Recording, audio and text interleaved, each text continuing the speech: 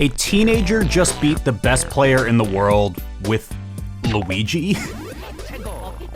In a 20-year-old game that people thought was already solved, it sounds impossible, right? Because for most of Melee's history, Luigi has just been fine. Not terrible, not amazing, definitely not a character you expect to see making deep runs at the biggest tournaments on Earth. But in 2025, over 20 years after Melee's release, that somehow changed. This is RapMonster, a player almost no one saw coming.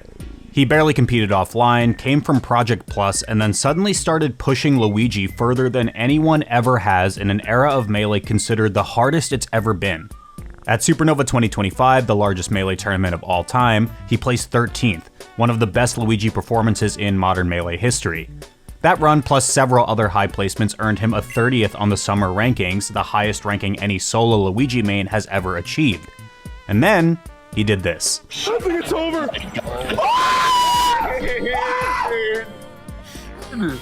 You said LOL? Oh my god! Oh my god! That's probably the greatest clip of the entire fucking year. Thanks for the free warm-up, you fucking trash-ass bitch. Wait, he did it twice? What the fuck?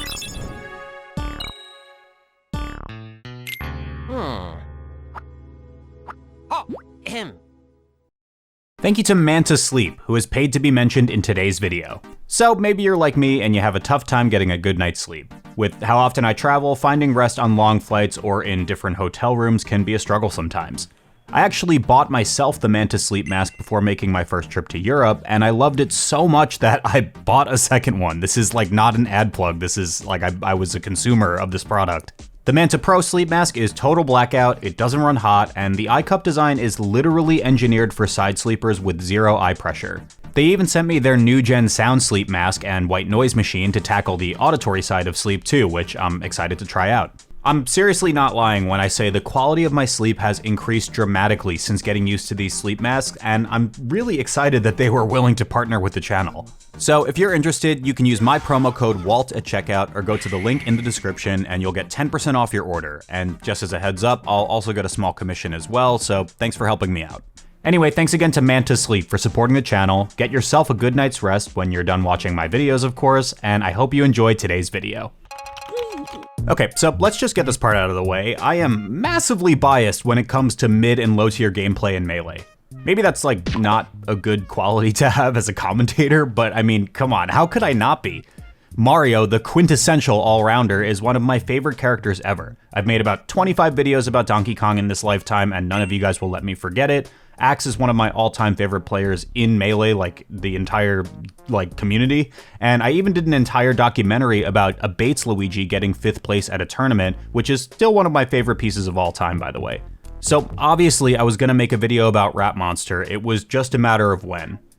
It should come as no surprise to anyone in the Melee community when I say that RapMonster is legitimately incredible at the game. He's probably one of the top stories and players to look out for in 2026. Obviously, his top 30 ranking is reflective of that, but I truly do believe he's playing in a much more difficult era of Melee, with a character that was never really seen as incredible, well, except for the very beginning of the game. Funnily enough, the very first official Melee tier list in 2002 placed Luigi as the 8th best character in the game. And even funnier, my Mario was top 5. After that though, Luigi had a bit of a slow burn to the middle of the Melee roster, never dipping below 14th, but never really getting that much higher either. Just like Canon, always staying near his brother and his medical doctor brother, and Ganondorf.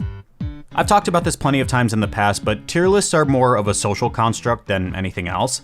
But the real question we should be asking here is why and how did this character even start becoming relevant? Of course, with players like Hungrybox and Amsa getting results with their less than stellar Jigglypuff and Yoshi, their rise through the tier list was bound to happen. But Luigi really didn't have a lot of players at the top level. In fact, the best performance the character had ever seen was done by a player who didn't even main Luigi. The story of Plups Luigi is one for another day. My buddy Challer actually already covered it in this video, but hey, leave a comment if you want to see me talk about it.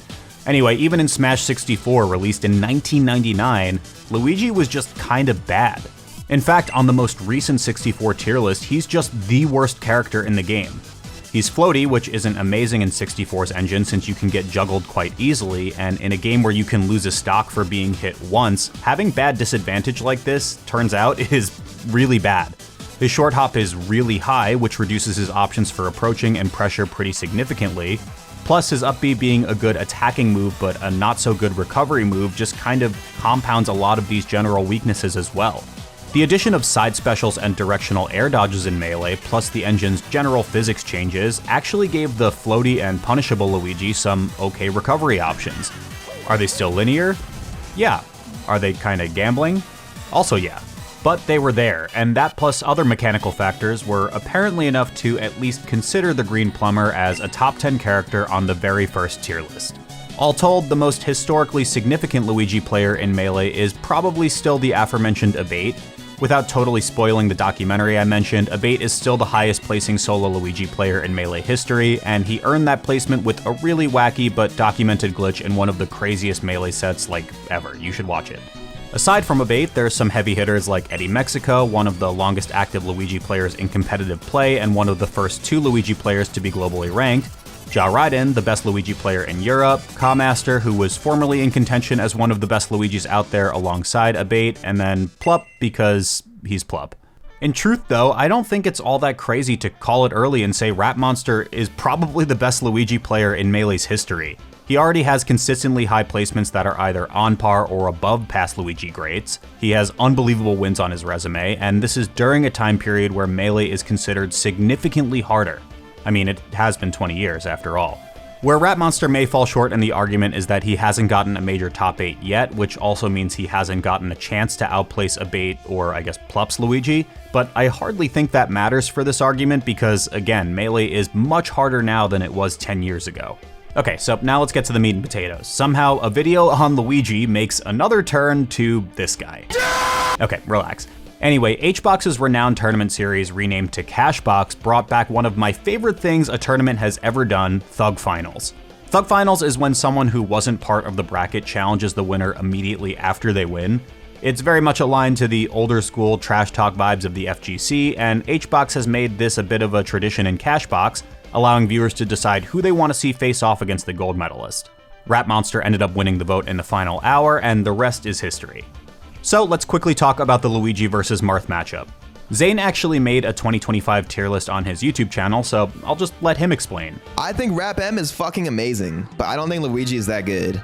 Rare character where I feel like Marth versus Luigi, like Marth might be his worst matchup. It might be one of those rare matchups where like Marth actually shits on a mid-tier. Oh, alright, yeah. So this matchup is pretty bad, it sucks. I can also tell you about this as a fellow Plumber player, but generally speaking, these blue-collar Italians can struggle in this matchup simply because Marth outranges Luigi at nearly every angle.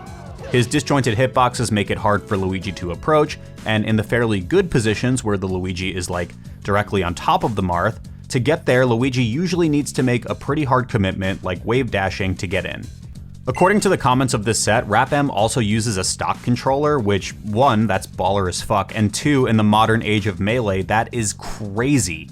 What may be even more insane is the fact that RapM was sleeping and had to be woken up to get the memo that he won the votes to face off against Zain in a 1-to-5, and then he proceeded to absolutely dog-walk Zain before going back to bed. He is a legend. This kid is absolutely legendary. But let me pull a few good clips from the set now and kind of break down my thoughts on why this is so crazy that RapMonster is beating the best player in the world.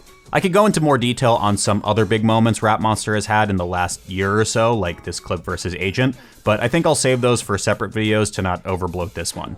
Haha, remember how I made like 25 Donkey Kong videos a couple years back? It would be crazy if I did that for Luigi too, right? Right? Anyway, subscribe and leave a comment if you want to see that or something. How RapMonster had won Game 6 had me absolutely rolling. These Luigi mains can simply manifest misfires whenever they want, but the teabag is fucking crazy.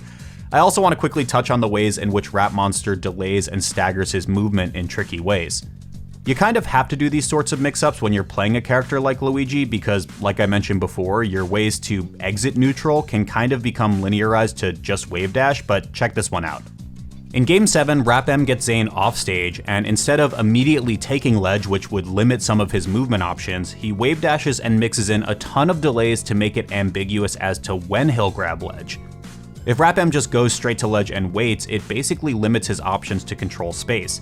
He can guess high, low, or ledge, but if he's wrong, the interaction is practically just over.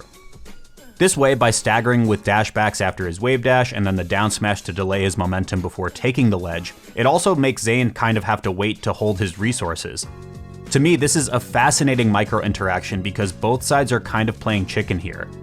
Zain wants RapM to take the ledge so he can try to find a way to safety, whether it's over the top where Luigi can't really contest from ledge or directly to the ledge, and RapM wants Zain to jump to exhaust his recovery options. By the time Zain makes it close to the ledge, he's already fallen beneath it before RapM took it, which means he has to jump now to make it back, and for the plumbers you can usually pretty safely just like drop down aerial to clean up the stock, which is another option Rap's been presenting all set.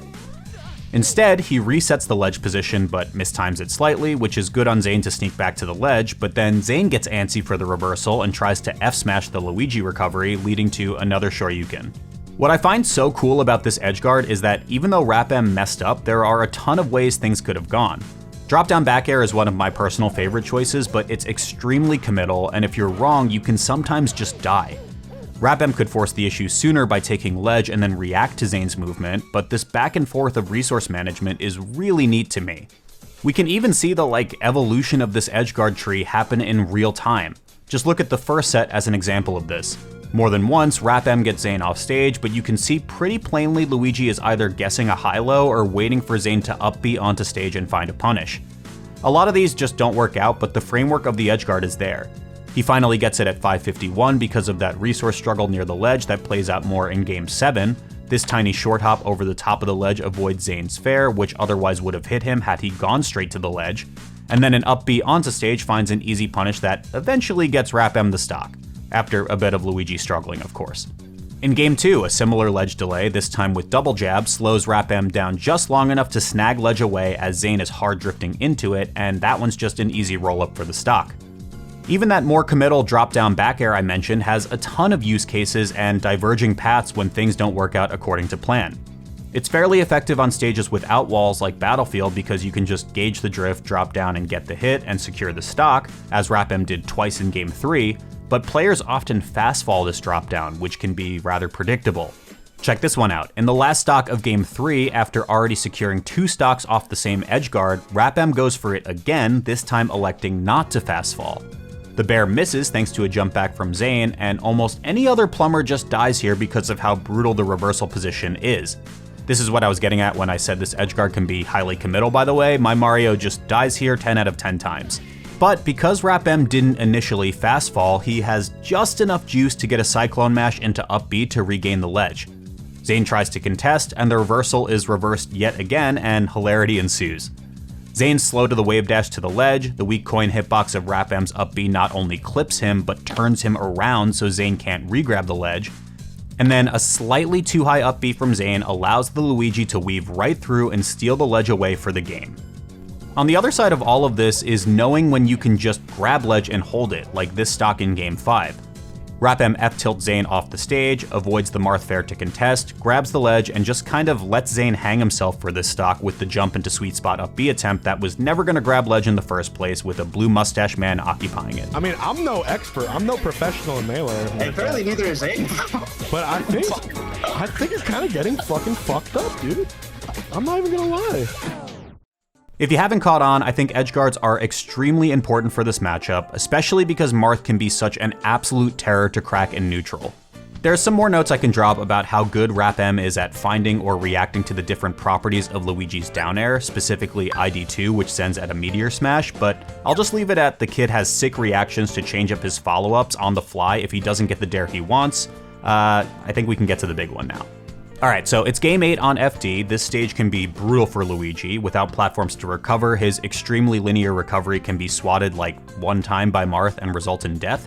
But on the flip side, in a matchup where edgeguards really matter, RapM's crazy mix-ups can lead to some wild outcomes, as we'll see here. I'll start at 542, where a Nair evens the stock count at 2 apiece. After the respawn, Zain just dies again, thanks to an immaculate sequence from RapMonster.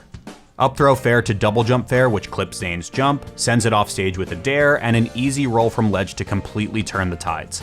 On the final stock, he goes for that same drop down aerial, which doesn't quite work out, but we can see on stages with longer walls, RapM being able to wall tech the impending strong hit dolphin slash.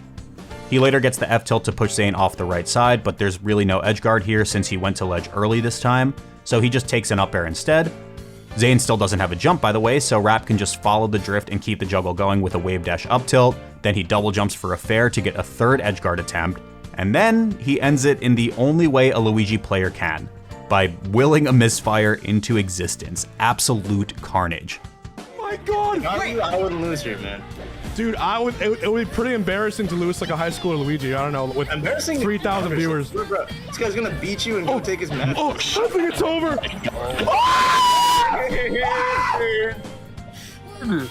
You said LOL.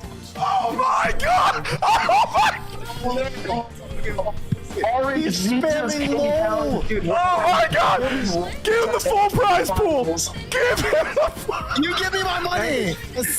Please. That's probably the greatest clip of the entire fucking year. Thanks for the free warm-up, you fucking trash-ass bitch. What the hell? I've never heard him say that before. Was that him? That was him. He said, thanks for the you trash ass bitch. That's what he just said. He got him for 5 seconds and called you a trash ass bitch. Dude, oh my God, this might be the greatest I didn't even day realize that was him talking about in all of Melee. Been quiet. Ever. I think a lot of people are quick to write off characters based on their perceived, goodness that we get off a tier list, but if RapMonster has proved anything to us, it's that these tier lists don't matter. I've said this countless times on this channel, but Melee is almost 25 years old, and even approaching 3 decades of a competitive title. We've gotten players like Amsa winning majors with Yoshi, players like Junebug placing so well I have to make multiple videos about him on this channel, and players like RapMonster who are breathing a new life into this old as game. Yes, it was an online set, but does that really matter? It doesn't change that a high school Luigi player just beat the best Melee player in the world, or that he did it again in another first to 5 offline. Like our good friend Reggie once said, no Johns, and I actually think this kid is the best Luigi player Melee has ever seen, which is so exciting. What makes this even more special is that this is kind of what Zain wished for. On New Year's Eve 2025, Zain said himself he wants to introduce a new talented pool of players to the game for him to whoop. For this one moment or 2 moments in time, the current best player in the world was the one receiving said whooping, but I think that rocks. There's been kind of a dark cloud over the head of Melee as it pertains to conversations regarding the future and things of that variety, with top players starting to retire and seek other ventures. But for a game that has survived as long as Melee, that just means a new generation may be on the way. And if any of them play like RapMonster, we may be due for another Renaissance or two. Thanks for watching.